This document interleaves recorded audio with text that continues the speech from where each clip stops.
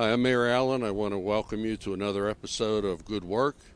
Today we're going to have a couple of our businesses visit us at the Chamber, and then we're going on location to Gold Star Energy, and we're also going to end up at Shields Embroidering. I think you'll enjoy today's show.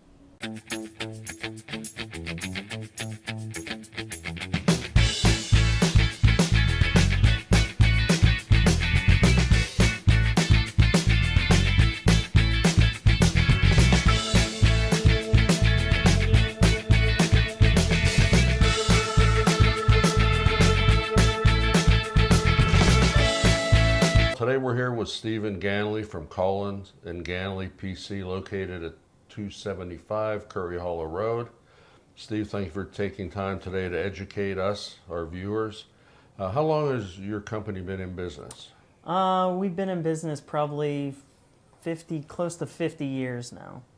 Close to 50 years. So my grandfather started the firm back in the early 70s and sold it to a guy named Matt Collins, which is where the Collins name comes into play, and then kind of brought me on board, and now kind of go at it together, I guess. Okay. Just a nice, succinct version. So the Collins and the Ganleys are friends, family friends. Well, I'm sure that most people think that accountants only do taxes for business.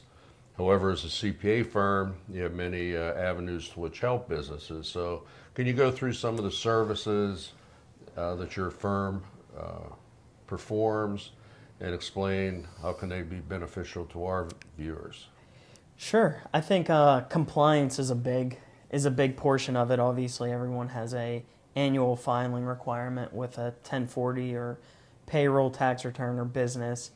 And then I think we also like to take it into the next level, whereas we don't like to just see you one time a year and do your tax return. We kind of like to give you real-time data throughout the year to make educated decisions. How long have you yourself been with the firm?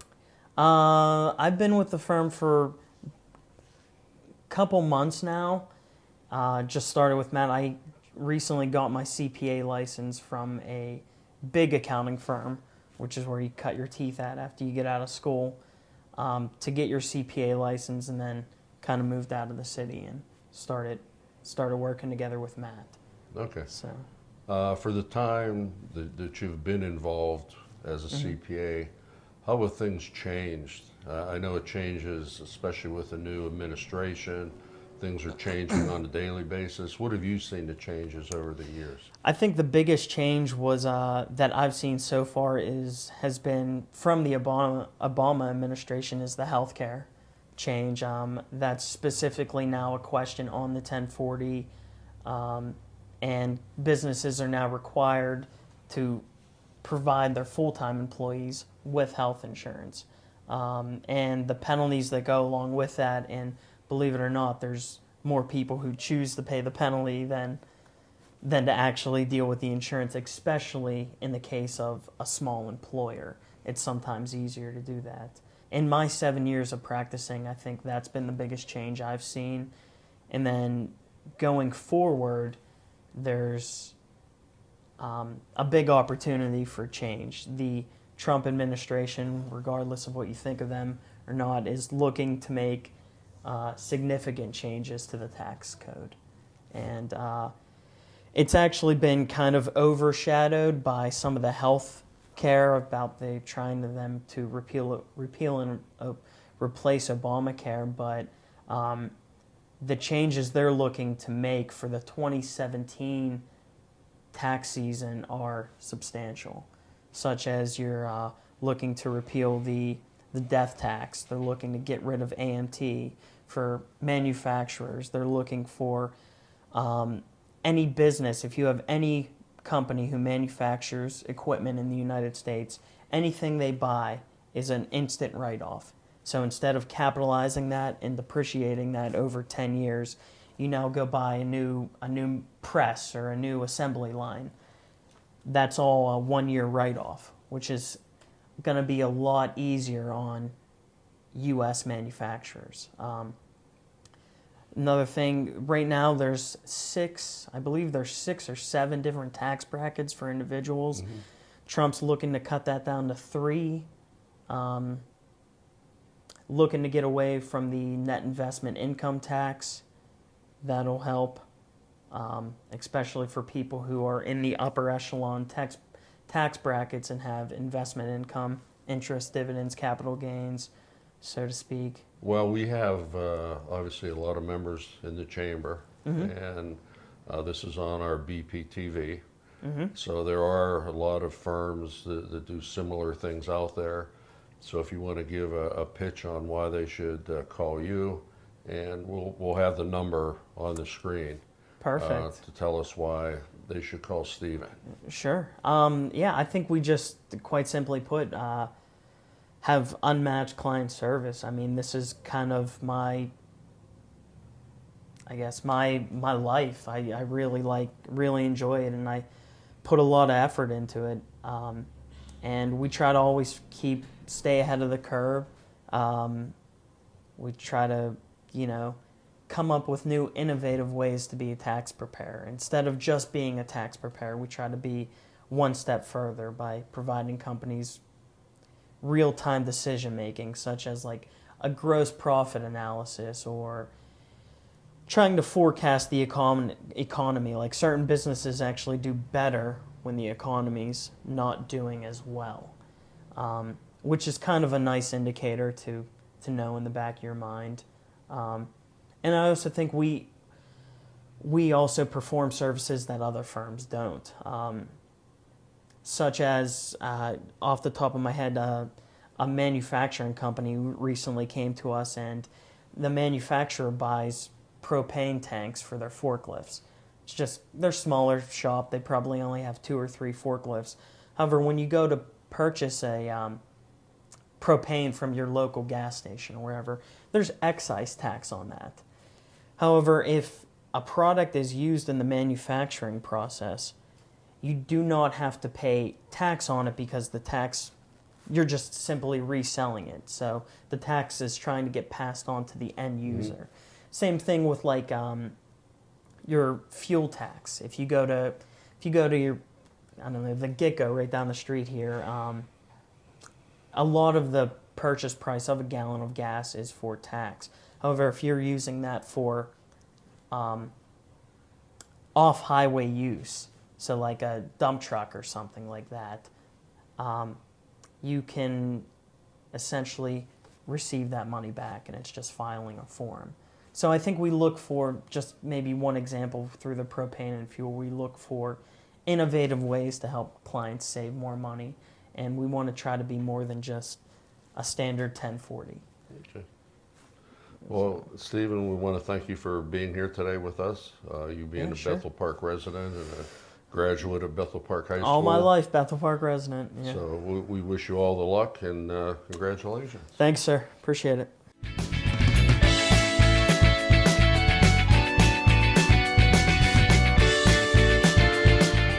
For our next business today, we're visiting an important one, and that's it's important to our senior citizens and their children. We're here today with Ed Banasek from MediConnect. Ed, how long have you been in the industry of Medicare and their supplements? Well, Jack, first of all, thanks for having me. I've been in the insurance business for a long time, okay? But I have, over the last 10 years or so, gravitated to the senior market and really narrowed the focus of what I do to the areas of healthcare, and more particularly Medicare. So in answer to your question, I've been doing the Medicare part of the insurance industry for about 10 years now. Okay. I know it's a confusing industry. It actually helped me out to get my Medicare and its supplements. So can you tell our viewers exactly what they need to know about Medicare and how to pick a supplement that'll work for them? The short answer, Jack, as we talked before, there is no one particular plan that is a godsend that's going to be everything for everybody. Okay, and some folks will have different choices depending on where they're at in the process. And by that I mean, if you are first aging into Medicare, i.e. turning 65, although lots of people are working longer, but If your first open window to enroll in a Medicare plan, you want to take a hard look at a true Medicare supplement or a Medigap plan. So those two terms are the same. What is not the same are Medicare Advantage plans. Those are different. And most people have those now. They may already be in place, and they've had those plans for quite some time. But what you want to take a look at besides cost is the coverage. What does the plan cover? Is your doctor and medical providers in the network? Do they accept that plan? Does your plan include prescription drugs? So there's a lot of factors to consider just besides cost. And the range in cost can be zero premium up to whatever. Okay, so one must take a look and work with somebody to walk you through that process to say, look, here's what either I'm used to. Is there something different out there when I change my current plan in the fall? Because as you know, open enrollment for Medicare starts in the fall, October 15th, December 7th. But I see people year-round because they're primarily aging into Medicare, and that gives them the opportunity to do a true Medigap plan where the coverage, if it put you in the right plan, would be fully covered on the medical side. No out-of-pocket expenses, no deductibles, no copays. Go to any doctor. You're not worrying about the Highmark UPMC hassle. And then we work with you on your prescription plan, okay? So that's the best time to do that Medigap type plan is when you're first eligible to do so. Mm-hmm.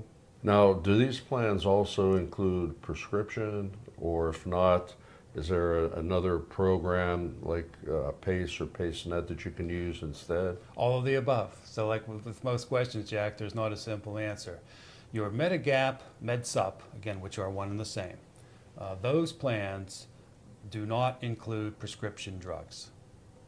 So if you go to a MedSup, Medigap plan, okay, while your medical under a Plan F might be fully covered for all your medical expenses, you would have to purchase a separate prescription plan because no Medigap plan comes with prescription drugs. Conversely, your Medicare Advantage plans, most of them include Part D prescription drugs as part of the package.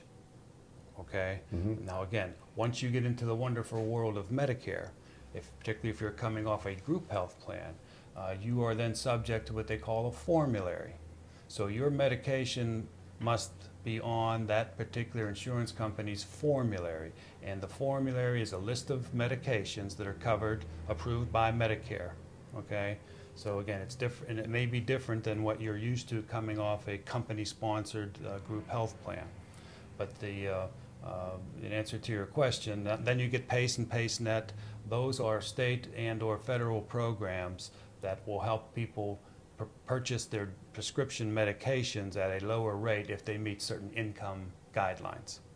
So it's a mixed bag, and again, it's not one size fits all. So just how, as we're talking here, you could have two people, on Medicare, and you may have them on different plans for Mm-hmm. one reason or another. Okay, or you have somebody who's older, aging into Medicare. Somebody has to stay behind on the health plan.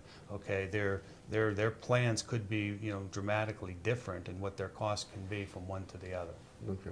And then, as you say, aging into Medicare, when should a person first look before, and how long do they have to pick afterwards? Right. The general rule of thumb is 90 days before your 65th birthday, you need to file for Medicare. Okay. Whether you take it or not is another matter, because a lot of people are working longer. But the Medicare has a couple of basic parts, Parts A and Part B. Part A is free. Okay, you'll get that notification from Social Security somewhere, as you approach your 65th birthday. What you have to do, though, is file for Part B of Medicare, which you pay for. Okay, so Part A is free, Part B is free, you pay for. That would come out of Social Security. And you say, Ed, but I'm not taking Social Security because my financial planner said to wait, till 66 or 70 so I can maximize my Social Security benefit. Okay, if the biggest problem I'm finding right now, okay, it's becoming more and more prevalent, is folks who are on retirement type plans for their medical. Okay, they're on retiree or COBRA, okay, but they're not taking Social Security. If you turn 65 and you're still covered under that COBRA retiree health plan, even though you're delaying Social Security till down the road, you must start paying for that Part B. The government wants their money. Okay, it's a tax. Now, if you're still actively at work, covered by a plan at work, active being the key, you can work to age 70 or 75, I don't care. You don't have to pay for Part B. But where people are falling short because they just don't know, is they figure, oh, I'm covered by a health plan. I don't need this Medicare right now. I don't need the Social Security right now. Not the case. So you got to be very careful. So just wrapping it up, can you tell our residents and our members of the chamber exactly what they need to do and why? Or I know you don't recommend anything, but just give them your overview of the whole program. Well, the overview of the whole program is that it's confusing, to say the least, and it's even worse now with the healthcare issues that we see out there. Okay, and politics aside, whether it's Obamacare, Trumpcare, people are skittish, scared, uncertain what to do, whether they're under 65 and trying to get health care out in the marketplace or aging into Medicare. And they want to know, are we affected by what's going on in Washington? Basically, the Medicare crowd, okay, is somewhat insulated from the under 65 debacle that you see out there in the marketplace. But so you just need to, be cognizant that things will change. And what I tell people is what you're used to while you're working, your coverage and your plans, the wonderful world of Social Security and Medicare are going to be different. All right. So the best thing to do is to hopefully reach out to somebody who can help.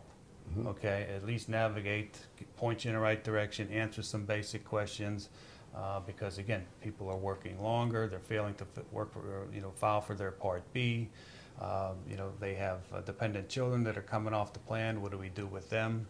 That's a different issue. We can help with all those. Okay. But as you say, I'm not here to recommend. If somebody asks me, I'll say, look, here is the best plan based on what we know right now. Right. Okay. It's got to fit your budget. Okay.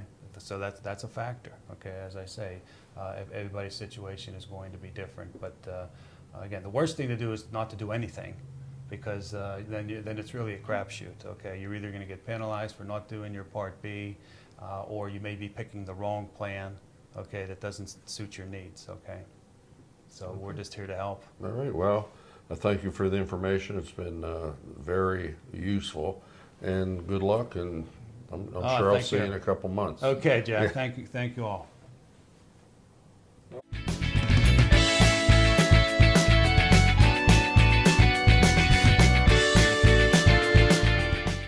Well, I'd like to introduce Bob Honor from Yes. Gold Star Energy, which is located at 1700 North Island Road.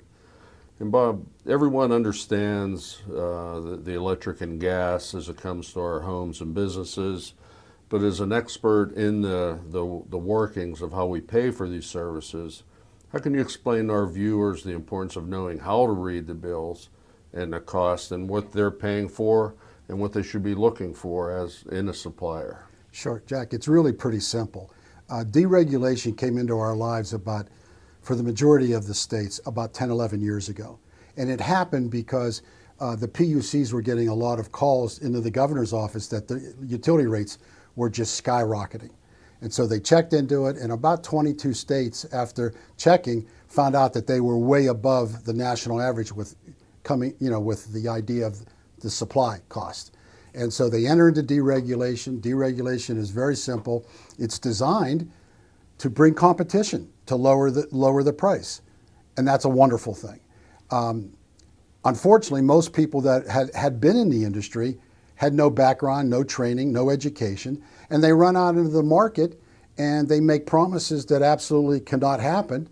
And people enter into agreements by buying the wrong electrical product.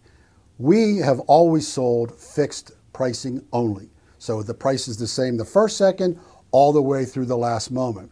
So we always start at the beginning. We say to a business owner or decision maker, hey, do you know how to read your bill? But more importantly, please tell us what experience have you had with this whole deregulation? And sometimes the owners are pretty animated because they've been taken advantage of. So they don't trust anybody. So I always start with that because then I can explain to them what happened to them and the solution that we bring. And so it's really pretty simple. Okay, so how does the deregulation work then? Okay, on your utility bills, whether it's electricity or gas, you have a distribution side, which is the cost to get the power to your meter. That's owned by the utility. The other portion of the bill is how much do you use, whether it's kilowatts in electricity or MCFs or CCFs on gas. And your meter runs and it measures it. And so deregulation opens up the supply portion of the bill so that you can lower the rate. And it's typically about 60 to 65% of the bill, so it's pretty significant. Do the end users sign a contract when they enter into an agreement with yourself? Yes, and the reason that they do, we offer 6-month, 1 year, 2 year, 3 year, and 4 year.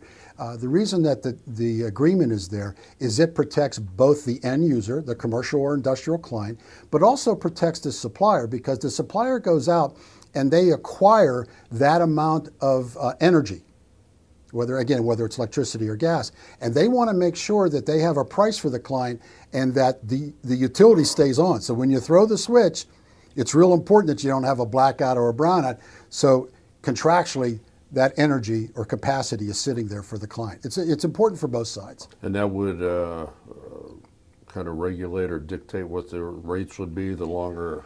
Yes, it definitely sign. has an effect. And here's what's kind of interesting. Historically, the 1 year price or the shorter terms were always the best price. Years ago, when you would get into a 2 or 3 or 4 year agreement, the cost went up to protect the supplier. But about a year and a half ago, that dynamic, that model changed. Now we're getting better pricing out longer. And so it makes a lot of sense to consider a longer term, and it really comes down to the decision maker's preference of how they like to buy things. In any business, you buy products and whatnot, and do you buy it over a short period of time or a longer period of time?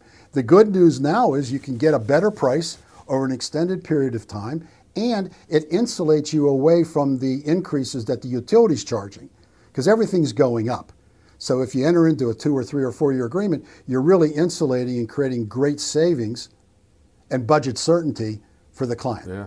Now, for like someone like myself who has a local business and I've been paying the electric bills to the same supplier for the last 23 years, what can you tell me and actually tell our viewers out there why they should at least look at a different supplier for your utilities? We get that question every day, and the answer is pretty simple. With all the experience that we bring, we can actually pretty quickly educate the business owner or decision maker and show them how easy it is to read the bill. So that's kind of the basic step to get started, right? Once you understand that, then we can show you by gathering a copy of the utility bill. We then could do a free analysis showing you what you're paying compared to where the market price is compared to what our suppliers are offering. And in many cases, we're saving business owners up to about 25%.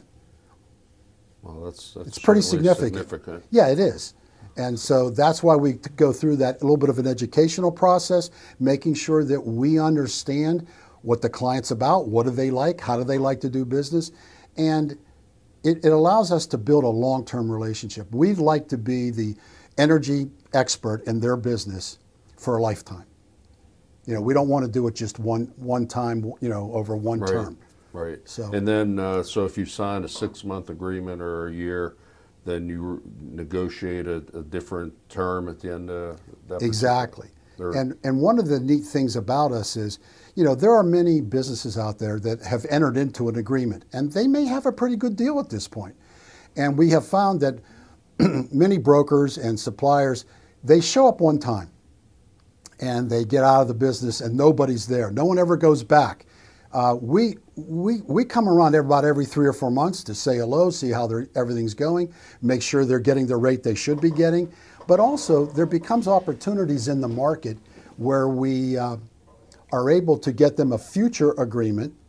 We can enter the agreement today, but it can start 6 months or a year out because the rates are lower than they would be out into the future. And we like to take advantage of that opportunity for the client. Okay, great. Yeah. Well, I want to thank you for enlightening me, and I'm sure with our viewers when they watch us on the the utility side of the business. Great. And we wish you all the luck in the world, and thank you for being part of our show. Well, thank you very much for your time.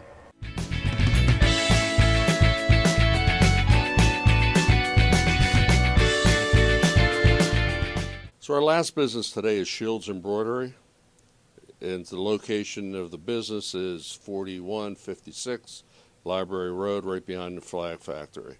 Mike Shields is the owner of the business. So Mike, how long have you been in this business?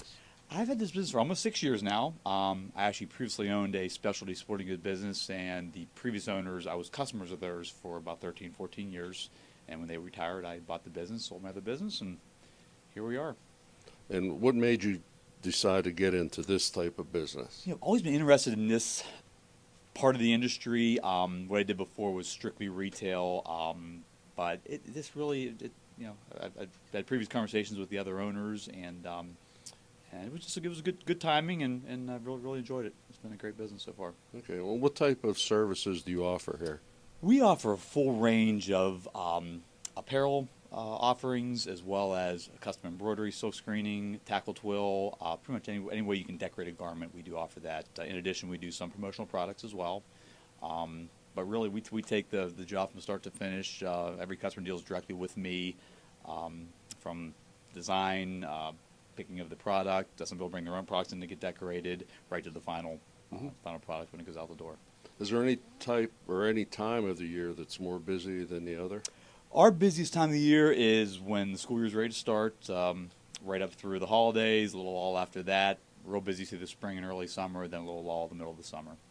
Yeah, I noticed then you will be giving us a tour, but you do a lot with Bethel Park, which We is do. great. Absolutely. But who are your customers? Who would come in to see you? We do some retail work. We deal with individual customers. We're more than happy to accept very small, even single piece orders. Deal a lot with the schools, businesses, PTAs, athletic boosters, sports teams and clubs. Pretty much anybody that needs any type of a decorated garment.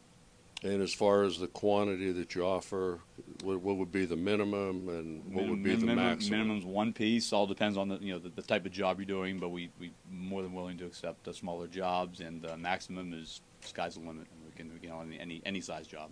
Now, would they bring their artwork in, or is that something you could work on You know what? with them? All depends. I mean, some customers have specific logos they want to use. Others are more generic and more willing to have us design something for them. But we do work with them closely to develop the logo that they need for their particular job. Okay. I think at this point, maybe you can take us on a little tour of the business and show our viewers out there exactly what your business is. Yep, very good. This is our showroom here where we deal with the customers as they come in the door. They can see the various products that we do offer them, and we can service them right here as they come in. This is my office where I bring customers back to work with them in designing the logos that they're using, picking out the various products. We offer lots of different type of fundraising and spiritware sales for customers, such as this one for Bethel Park School. Also have various design softwares that we use for different embroidery, and I like to work with the customers one-on-one back here to get everything to their specifications to make sure their orders what they want it to be. We have a 6-head and a 2-head embroidery machine here that we do in-house. Gives us the capability to turn over jobs very quickly for lots of customers, and these are running pretty much every day throughout the year. Well, Mike, we want to thank you for the tour that you've given us today. You're welcome. There's certainly something here that everyone can use, whether it be individual or business. We wish you all the luck. Thank you so much. I appreciate it. And our viewership will be seeing your particular business in the near future. Wonderful. Thank you. Thank you. Well, I hope you enjoyed today's show. We had a variety of different businesses that we went to and the ones that came in to talk to us. We look forward to seeing you next month at our next episode of Good Work. Thank you.